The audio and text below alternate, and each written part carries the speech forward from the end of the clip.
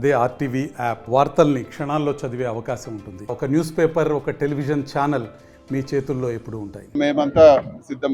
సభ 19వ తేదీ మధ్యాహ్నం 3 గంటలకు కాకినాడ రూరల్ నియోజకవర్గంలో ముఖ్యమంత్రి గారు హాజరవుతారు. గేమ్ చేంజర్గా, పాలిటిక్స్లో ఒక గేమ్ చేంజర్గా మనం చెప్పుకోవచ్చు. ప్రజల అభిమానం ఏ విధంగా ఉందో కూడా బస్ యాత్రలో ప్రతి నియోజకవర్గంలో ప్రతి జిల్లాలో కూడా మనందరూ కూడా చూస్తున్నాం. అదేవిధంగా భారీ సక్సెస్ అవుతుందని చెప్పి కూడా ఈ మన జిల్లాలో కాకినాడ రూరల్లో జరిగే సభ కూడా భారీ సక్సెస్ అవుతుందని చెప్పి కూడా నేను తెలియజేస్తాను. జిల్లా నియోజకవర్గాల్లో కూడా గెలుస్తామంటారు. ఎవరు ఓడిపోతామని ఎవరు కంటెస్ట్ చేయరు కదా. సో అది పెద్దగా మనం చేయాల్సిన పని లేదు. ఖచ్చితంగా వైసీపీ నెగ్గుతుంది. ఇది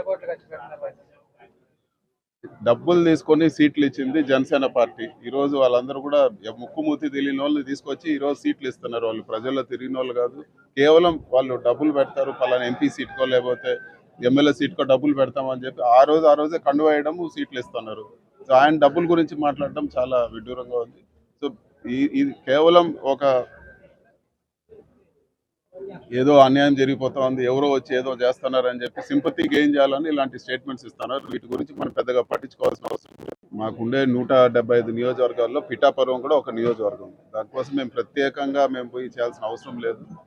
మేము ఎప్పుడో ఈ పవన్ కళ్యాణ్ గారు వచ్చే దానికన్నా మునిపే వంగా గీత గారిని మేము అనౌన్స్ చేయడం జరిగింది. ఆవిడికి నిత్యం ప్రజల్లో ఉంటారు. డోర్ టు డోర్ ప్రజలకు వెళ్ళి వారి సమస్యలు కనుక్కొని అవన్నీ కూడా పరిష్కరించే వ్యక్తి. మేమంతా సిద్ధం బస్సు యాత్ర వస్తున్న సందర్భంగా మా రీజనల్ కోఆర్డినేటర్ గారు పెద్దలు మిథున్ రెడ్డి గారు ఇక్కడ జిల్లా సమీక్షా సమావేశం నిర్వహించారు.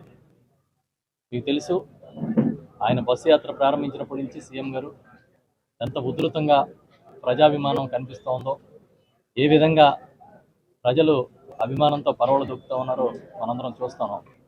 గోదావరి జిల్లాలో ఇప్పుడు ఆయన యాత్ర ఎంటర్ కాబోతోంది. ఈ సమయంలో మేమందరం కూడా ఒకటే చెప్తా ఉన్నాం. చాలామంది అనుకుంటూ ఉన్నారు, గతంలో కూడా ఈ 2 జిల్లాల్లో వన్ సైడ్గా మాకు ఫలితాలు వచ్చినాయి 2019లో. ఇప్పుడు కూడా అదే ప్రజాభిమానం కనిపిస్తూ ఉంది. ఈ యాత్ర సందర్భంగా మా కాకినాడ రూరల్లో ఒక మేమంతా సిద్ధం సభకి ముఖ్యమంత్రి గారు అంగీకరించినందుకు వారికి కృతజ్ఞతలు తెలియజేస్తూ ఉన్నాం. ఈ ఉమ్మడి తూర్పుగోదావరి జిల్లాలో 3 సభలు జరగబోతాయి. ఆ 3 సభల్లో ఒకటి కాకినాడలో జరగబోతోంది. 19వ తేదీన దీనికి సంబంధించి మధ్యాహ్నం 3 గంటలకి సభ కాకినాడలో ఉంటుంది. దానికి సంబంధించి రూట్ మ్యాప్ కానీ ఇతర వివరాలని కూడా త్వరలోనే మీకు అందరికీ కూడా వెల్లడిస్తాం. ఈ కాకినాడ పార్లమెంటు నియోజకవర్గం అంటే కాకుండా ఈ చుట్టుపక్కల నియోజకవర్గాలు దాదాపుగా 11-12 నియోజకవర్గాలకు సంబంధించిన సభ ఇది. ఇటు అనపర్తి కానీ ఈ సరౌండింగ్ కాన్స్టిట్యున్సీలు కూడా అందరూ ఉండాలని కూడా మర్చిపోయి ప్రవర్తిస్తూ ఉన్నారు.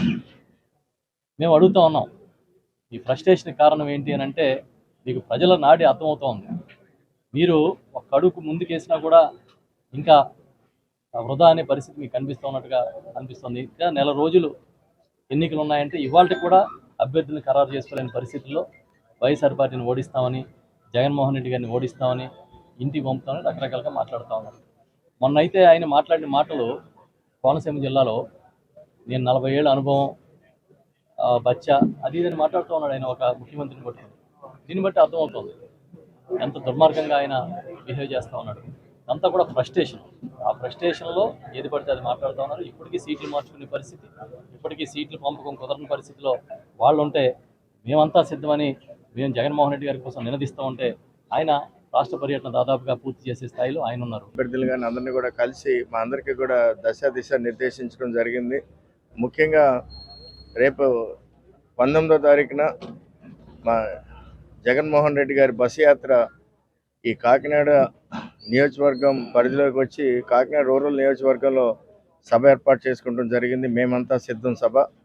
ఈ సభకు కూడా జిల్లాలో ఉన్న 7 అసెంబ్లీ సెగ్మెంట్స్లో ఏ మాదిరిగా అందరినీ కూడా సమాయత్తం చేసి నాయకులందరినీ కూడా, కార్యకర్తలందరినీ కూడా తీసుకొచ్చి సభను సక్సెస్ఫుల్ చేసే విధంగా కూడా ఆలోచనలు చేయడం జరిగింది.